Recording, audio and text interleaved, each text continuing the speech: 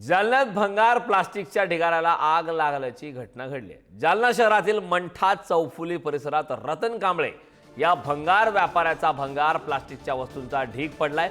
या भंगार प्लास्टिकच्या ढिगाऱ्याला अज्ञाताने रात्रीच्या सुमारास आग लावल्याची घटना घडली आहे।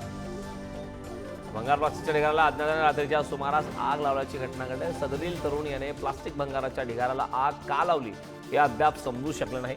या दरम्यान या आगीत प्लास्टिक भंगाराचे सुमारे 3.5 लाख रुपयांचे साहित्य जळून खाक झाल्याने त्या ठिकाणी लाखोंचं आर्थिक नुकसान सुद्धा झालंय। आग लावणारा अज्ञात मात्र सीसीटीव्ही कॅमेऱ्यात कैद झाला। आता या माध्यमातून आगामी काळात नेमका तपासाच्या माध्यमातून कुठली माहिती समोर येते हे पाहणं महत्त्वाचं आहे। मात्र आग लावणारा अज्ञात जो व्यक्ती आहे तो सीसीटीव्ही कॅमेऱ्यामध्ये कैद झाला। अज्ञाताविरोधात तालुका जालना पोलीस ठाण्यात गुन्हा दाखल करण्यात आला आहे। जालन्यात भंगारातील प्लास्टिकच्या ढिगाऱ्याला आग लागली। आग लावणारा अज्ञात व्यक्ती मात्र सीसीटीव्ही कॅमेऱ्यात कैद झालाय।